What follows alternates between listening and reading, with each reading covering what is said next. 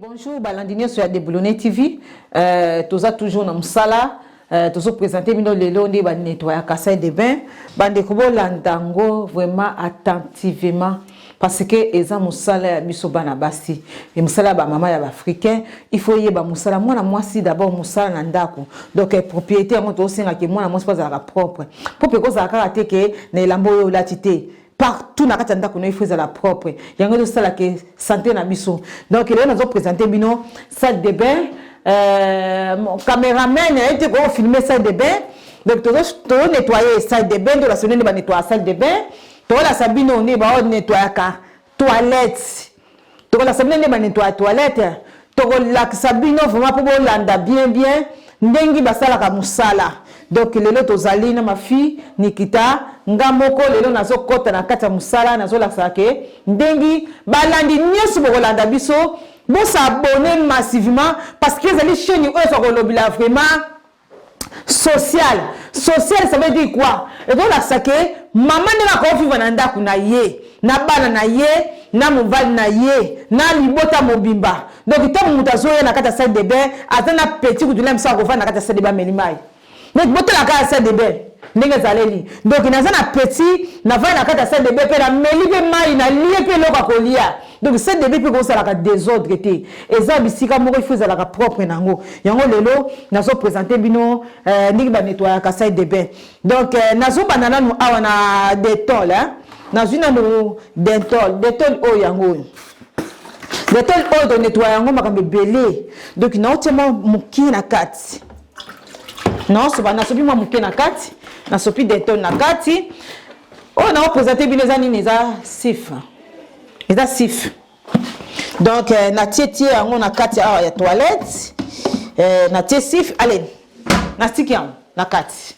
Donc na kangi, au moment na kangi awa ezoko ko réagit na ezo longa ba c'était nyoso après na ko nettoyer yango après. Na zongi na lukoto lisusu.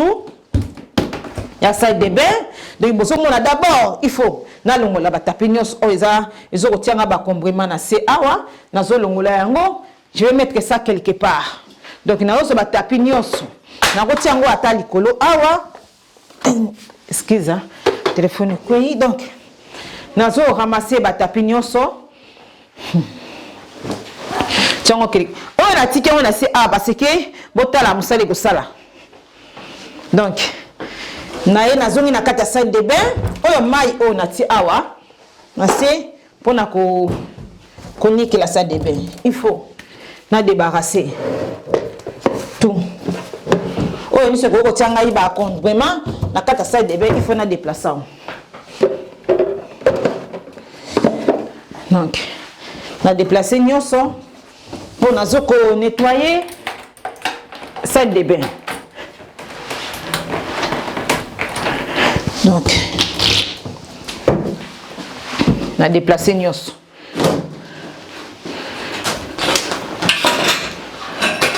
Donc, on a déplacé Nyos. Oyo Nyos, et d'autres tiens à complément. Si on a zokeni na ba gants.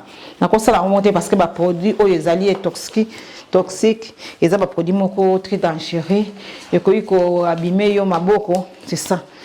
Donc, na ye na kati ya salle de bain. O bomoni ezali vinaigre apt eza vinaigre donc vinaigre bon na sina la tsemina na émission na ngana sakli boso vinaigre et tout ça musale belé na sala ngona kata cuisine mais ce que eza vinaigre spécial pour la douche donc bomoni na du vinaigre na tié partout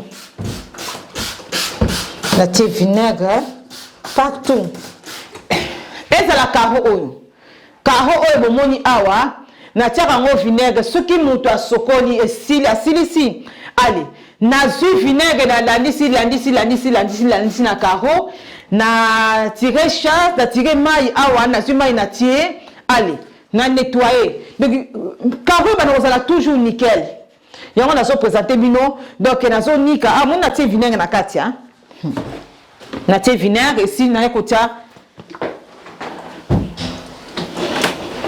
na yeko tia sif ou bien okoko tia na yoka sif otia na yoka sif après on nettoyer salle de bain. Donc ça va nécessaire que au tia vinaigre. Donc dès que na tie awa sif na tie na vinaigre, au sel la kaka sif a pamba c'est tout. Au sel ici pour mélanger fait moi sur la remise sous passe hein.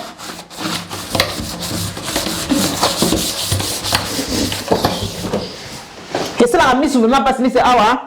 Mais sous déjà ils ont soit déjà donc c'est la mise sous passe. Donc il y a trop de mélange c'est pas bon aussi. Donc non, nettoyer ça de bain.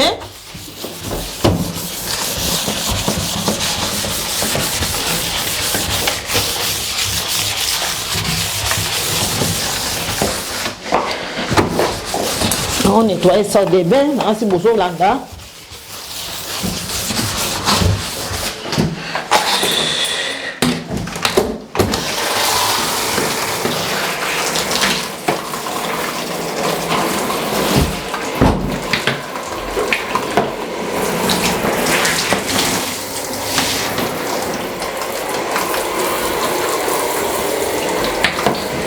Donc, bon, on a ici dans l'andi si bisika on met na teki vinaigre. Dans l'andi si maï. Na balandi nyo se a déboulonné TV, bozo landa, de na osala.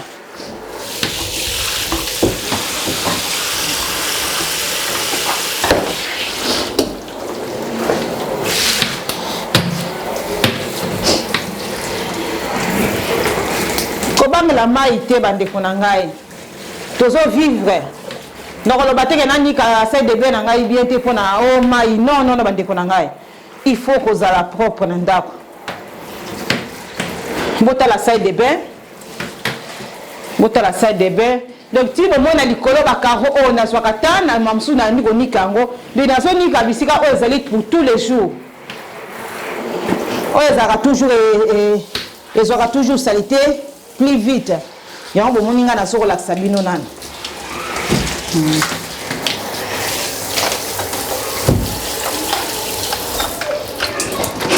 C'est ça. Donc na otu konika ça de bain. Ouh, c'est chaud ici hein.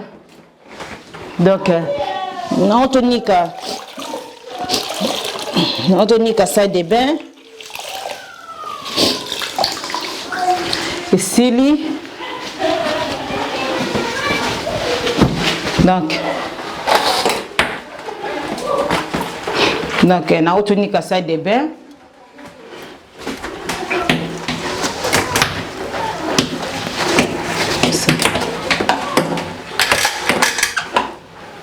Salle de bain tous les jours, bah nous salle de bain tous les jours, tous les matins.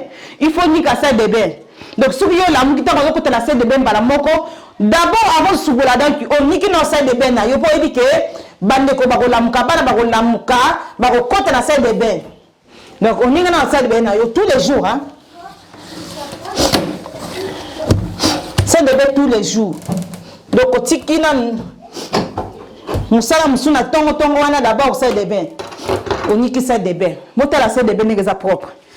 Donc, si on a si on y a salle de bain. Na kozwa el bloko nyoso oyo ezangaki elati na place nango na kotia na place nango ngota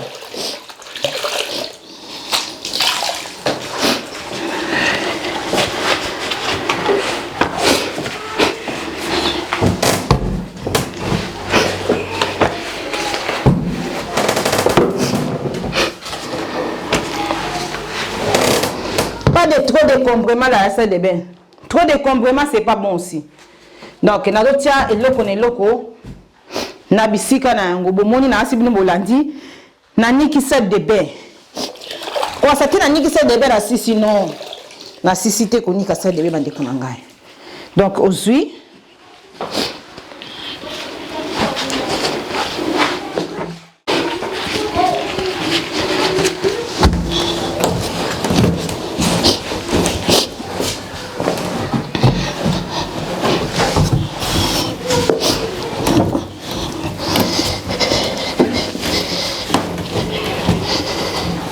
c'est ça.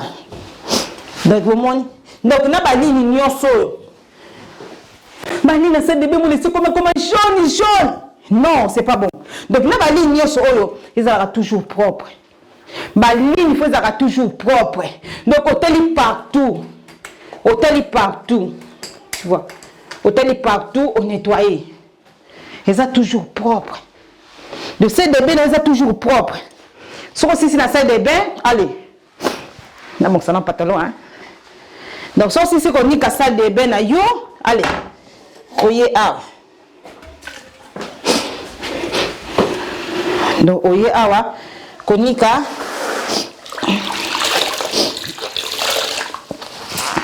Toilette. Donc.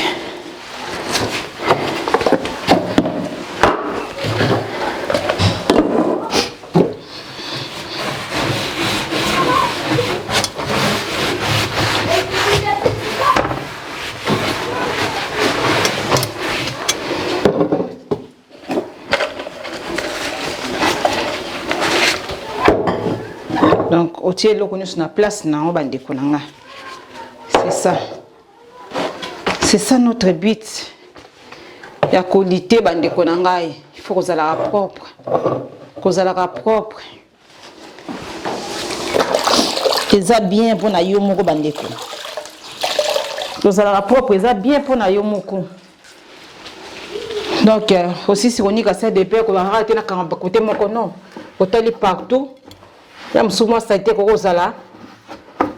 nettoyer. Nettoyer. Carreau toujours.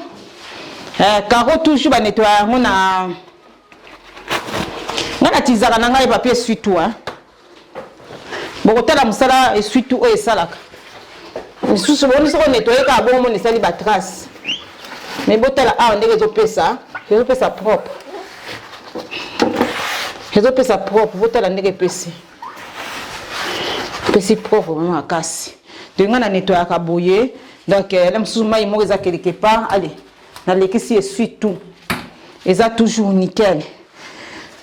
Botala, dès qu'on a nettoyé sur Koyo, salle de bain, bah, déconnant sur Bazola Nangai. Botala, dès qu'on a nettoyé salle de bain. Mais ça ici. On a qui produit déjà dans 4. Donc, les balandiniers sont besoin de nangai, na si besoin mon andegi, maman de boulonné à dos la moussa naïe. Les besoin mon andegi, maman de boulonné à dos la moussa naïe. Donc, bon mon indegi na za a, na zo nettoyer ça de bain.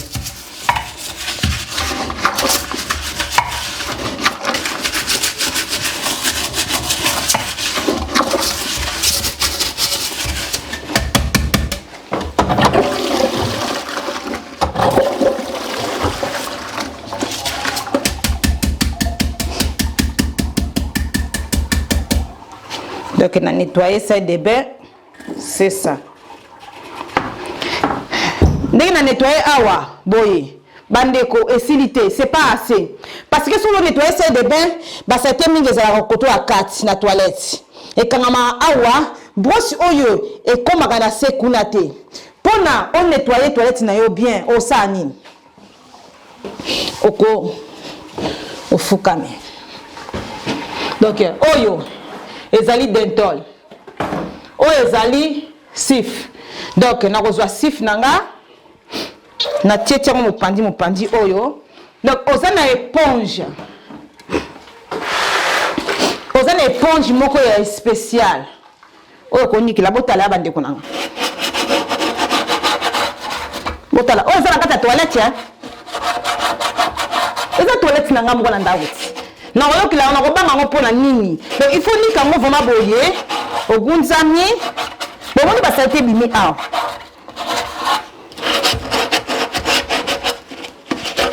Ah, wa brosse comme magaté. Botala va s'arrêter bimi a bandeko. Donc au cours filmer, donc on va s'arrêter nege bimi a. Parce que botala va s'arrêter nege bimi. Va s'arrêter bimi ma casse na kata toilette. Donc, quand ici le mal ignoka, on s'en nika. Parce que cette toilette na yo, ce qui est mon nika mon boité, a tiré la brosse yoga si ça a été sili. Et l'on appelle ça battre microbe. Bande comme ça na nga de Boulonné TV. Biso bas si to se attrape ka microbe. Vite pourquoi? On niki ça de on niki toilette boye. Aussi ici. Mais eloko e puis ça va biso mikobe mingi. Ba salite o ezaka na se awa, ozo rendre compte te esali ba couche nango. Et yo ko sa microbe nango, yo zo kote na toilette. Non yo tirera a chasse boye. Oye batenzo ka ba salite si kangama koto na kati. Yo zo ni kabesi yo zo mona. Alors on a se awa. To rendre à quantité que c'était ça makasi na anaka toilette. Donc il faut ça na batine ya ko ni kaka na kati awa ya toilette na kati. Ko ni kabu na kati. Pour sa toilette na yo bandiko na ngai. Donc na ngana la sabino ndeki banika ka sac de bain ndi banika ka toilette pour ça été moi la toilette mususu mona na kati côté assez mikobe si kanga makasi c'était si kanga makasi. Je ko ngosa oya ko attrapa moté. Donc ce qu'on niki na brosse au suka nango ozana po éponge niki ma faisait la caille à douche ozo nika na CA aussi tout à tour à toi tina nasi bande ko nso landa ngai bana mvuluzi mama misa na so landi mi mama ngala ngam leki na yo awasala musala awasala nettoyage donc c'est ça donc on niki awa aussi si au tirer chasse. Donc ezanda kunanga nazana droit o ezali denton pona ko boma microbe. Donc sona sisi awa na ye yango mona ka toilette ezaka toujours toilette. Salle de bain ezaka toujours salle de bain. Donc ndi na salle musana nyuka oyo. Etikali kaka ya toilette. Donc c'est là on se lo mususu te bandeko. Ndi na salle dengo awa etikali kaka ya toilette. Ah, voilà, nous avons des tonnes.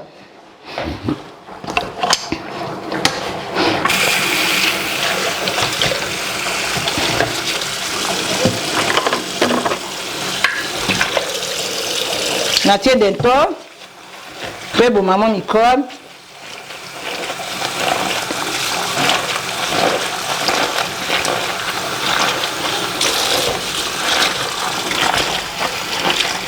Ici. Donc, nasie d'entendre pour ma microbe. Donc, oyo, ça ni qui m'a pour na salle de bain. Na déposant ah. Na déposer ah. Bon, couleur, c'est différent. Oyo, ya on a nikeli. Oyo, ya on a OK. On ça la kuna. C'est ça. Donc, c'est ça. On y va. Donc, nous allons changer côté ici. Donc, nous allons faire gamme sous-sous. Oh, nous allons faire la moussala. On a fait la sikoyo. Kosili ça. Toilette. Pour les na côté qui m'a beaucoup na kati, na koko mélanger bagante na likolo. Donc, nous allons faire la sikoyo. Na likolo ndi na zoni kila na likolo awa donc nazo passer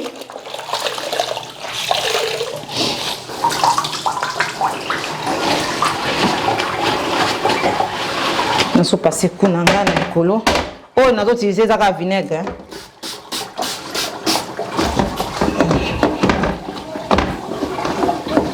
on utiliser ka vinaigre.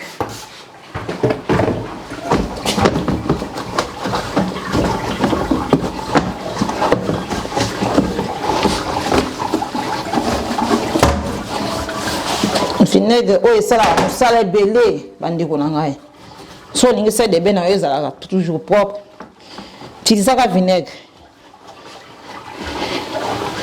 ukomona ndeke ezala toujours nickel ezala toujours nickel jamais ko banda na se au mati likolo non d'abord il faut banda awa boleki otali ozongi na kati OK na se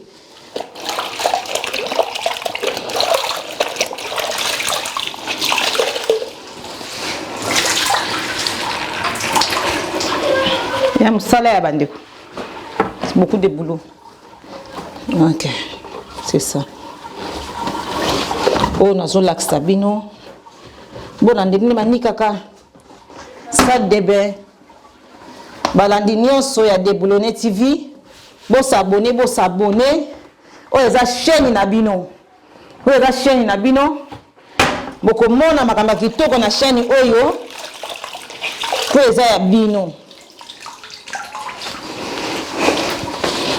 ba mama na biso botala musali salama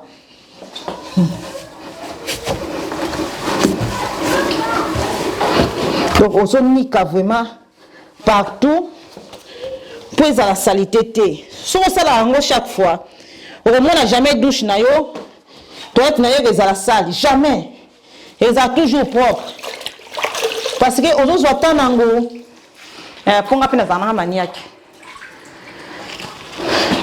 maniaki bandeko na zana maniaki donc c'est ça vous montrez donc votre la différence. Notre journaliste a filmé bino botala ndenge isa de bezaleli donc ils sont propres donc c'est des beza propres donc c'est du colon na côté biloko na c'était parce que na zone nettoyer na sol na ngai de so nettoyer toilette jamais retirer sol il faut nettoyer sol ezali ça dépend sol mususu ninga ba produit sol mususu ko tiana nettoyage normal donc c'est ça donc on y a sanya bébé on va vendre la toilette qu'on nettoie ngo pe ezala propre tu vois donc on nettoie ngo ezala propre comme ça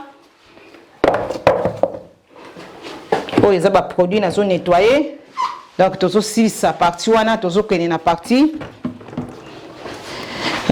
Troisième partie. Donc, la première partie, c'est là qui c'est des bains, toilettes. Si quoi tous qui na les vieux pas tous sokolaka, tous brossaka minoko. Donc, na commune à niveau où il y a pour nettoyer miroir. Donc, awa nyoso nettoyer na produit oyo. Donc na nettoyer awa na sif na si bozomona na sif awa na vinaigre yangoyo on a nettoyé na si bande bozolanda ngai donc pas beaucoup de produits donc so ngi toilette ça nango propre ça dit quand des mani ba produit belé on a que ba produit ya chaque sur ndeni nango detoli oyo yango na tienda muna mai awa yango na so nettoyer sol na ngai donc na utiliser ngo na kati ya toilette na tisango na kati ya mai donc na tisango partout donc détol les a bien pour nous nettoyer pendako mais pas beaucoup donc si on a zo comme na miroir na on nettoyer carreau na zo nettoyer carreau donc carreau na on nettoyer on nini o ba produit donc tout je mets à côté donc na za suna besoin en côté donc na nettoyer awa c'est de bain c'est tout donc et si awa na nettoyer on nini ba misu ba ko nettoyer carreau au moins attend on nettoyer carreau na ko tiana na on nettoyer carreau na yo au moins yango toujours on nettoyer l'éponge mais auto sentir que et tira du temps au mai que kauka et teli ba trace produit à vitre oui et ça peut être très important mais yango tim de longola ba trace produit à vitre yango te longola ba trace donc ce que na tie boye nga la pasaka na ngai papier essuie-tout bandeko papier essuie-tout et la journal so ngo nettoyer carreau na yo otie ata mais c'est pas te mai kaka on a tie za mai kaka est normal o lekisi na carreau na yo boye tu vois do lekisi na kata carreau na yo botala carreau ndeke zo pesa botala carreau bandeko balandi ya Déboulonné TV botala carreau nelengi journaliste nanga yi pusana o filmer o mona o laksa ba Déboulonné TV botala ne carreau ezo pesa balandi na ngai botala bana mama na ngai bolanda botala kaka ne carreau ezo pesa nelengi carreau ezo pesa nelengi bandeko na ngai o motoka o produit à vitre te soko zwi kaka mai ka ndenge za boye osopi na karo boye osopi na karo boye nazo répéter mo mona osopi na karo boye aussi journal aussi papier surtout ata journal obandi na se omati obandi na se omati na bandeli yango po mona elengi ya ko nettoyer karo na essuie-tout botala eza ndambo na batrace ozi susu mwa ndambo ya propre papier nde makambo soko olandi yango yo komona nde makambo ya papier na yo donc botala karo oh kaka lave vitre oui oyo eza lave vitre te eza mai eau normale l'eau normale l'eau claire botala karo botala karo elengi ya karo bandeko na ngai donc yo ozala bizaleli o ngai kaka produit ya vitre kivantaro moko ezanga nango ntina alors botala karo ndenge pesi botala ndenge pesi botala ndenge pesi sai de bain ngai na nettoyaka na ngai bandeko na ngai o katini soki ndenge nini appareil soki ya ndenge nini ngai te oyo ba produit oyo to ko nettoyer salle de bain to silisi toilette allez na ko sala awa na sima donc partout na sala ba poussière bon sala ba poussière partout sala ba poussière partout olongoli ba poussière partout moyen boza na bato de régner na ndako ezate ba caro na sala ngo parfois après 15 jours c'est sous ba caro donc au sali boye obendi ba biloko na yo na salle de bain bon oyo to sali musala ezobima libanda to bima na sodo bimi donc ko tiango kuna to sukulango maboko momoninga na sala gate o machine soki ndenge ni boye te ngai na sala kana raclette na sala na raclette pona misana raclette malike et sala mukongo passe mesina misana raclette na moi na sala raclette et c'est chaka rapide que ba pareil na biso mususu mo lo sala ayo tika ba trace na boyi tike bo sala ba pareil na bino ngabe sala pareil mais ngai moko na kata ndako na ningana ka raclette yango toujours ataba na so nganga de masala ngana na raclette mona gozwa na ye azane debout azoko sala nettoyage ne mingana ko kati ngai ka raclette pona sina misana raclette donc ndenge na sala musana ngai donc na tiema na kati na tiena produit Dettol pour nettoyer sol otika monta mamukie na bouchon allez pour nettoyer sol na kanisi bozo mona bandeko na ngai to na nettoyer sol na ngai donc na tiboye fais à la moi mai mouillé hein ozo passer na coup derrière partout au passer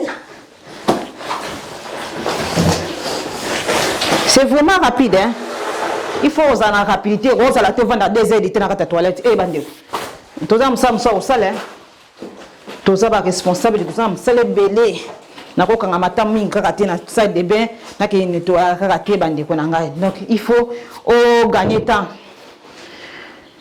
na nyoso osala il faut ko gagner temps bandeko na ngai donc ngai kaka so hein raclette hein bandeko na ngai ngesa sala musa nyoso yanga sala ngai salle de bain o ba pareil soki andenge ni yo kene na ba pareil mais ngai manuel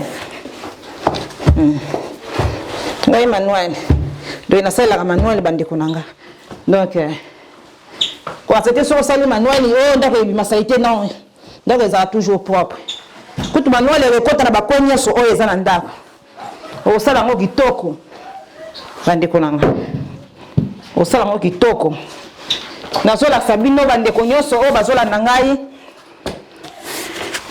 volanda Déboulonné TV aye pona ba mama aye pona batata aye pona bilenge aye pona ba jeune nyonso o bazala beso ba ye ko na musala donc Déboulonné TV akiti pona batu nyonso wana o nga na souci musala na ndako na nga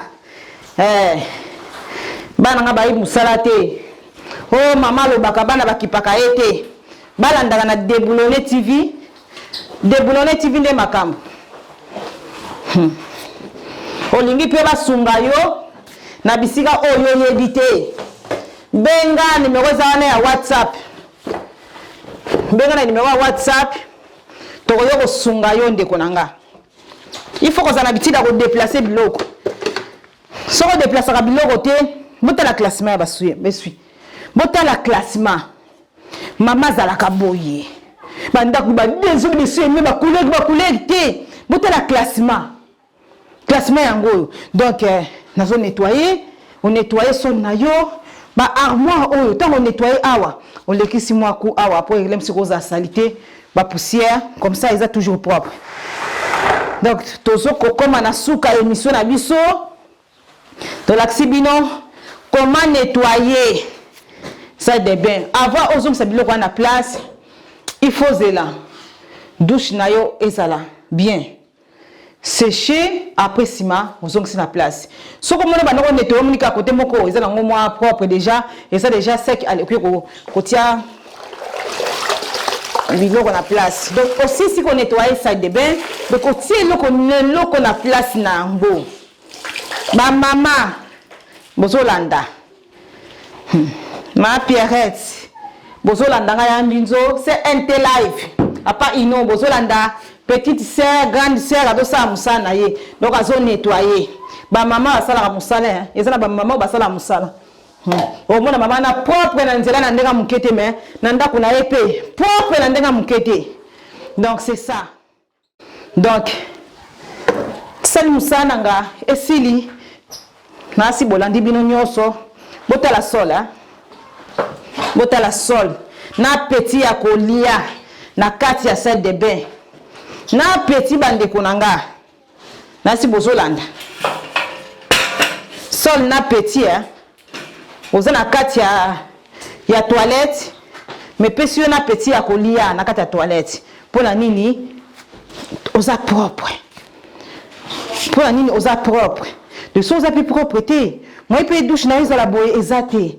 Donc soko ici. Soko ozela e kauka. Tout ça la personne était moi eza makasi. Soko ozela o kauka te, allez. O tie place à makolo. Aussi. Montre. O tie la place.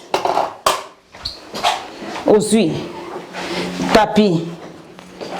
O tie la place.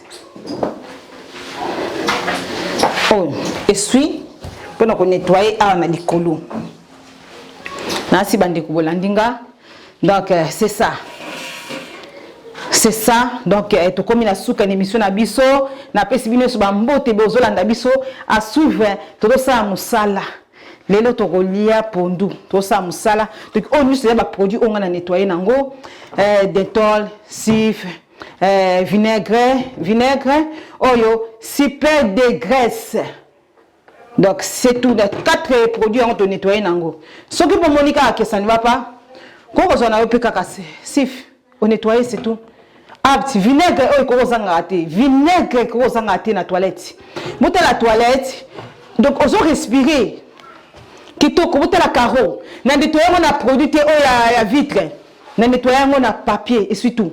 Na tie maille, na nettoyer. Awa, produit ka oyo bozomo na sif c'est tout. Na vinaigre c'est tout. Et sili. Awa na tia kaka portion na lekisi kaka na nettoyer ba poussière c'est tout. Donc en bo moni bande konanga, to comme na suka émission na biso, botala nde to nettoyer, moi na koko filmer bino. Donc na otika cameraman nga leka a filmer musala oyo Déboulonné TV asali. Donc moi nazo zula bino ba image ya kitoko oyo Déboulonné TV asali na minute oyo bande ko bo s'abonner l'émission oyo ko zala jamais desi ndingi na lobina bino bo s'abonner to sisi musala na biso awa.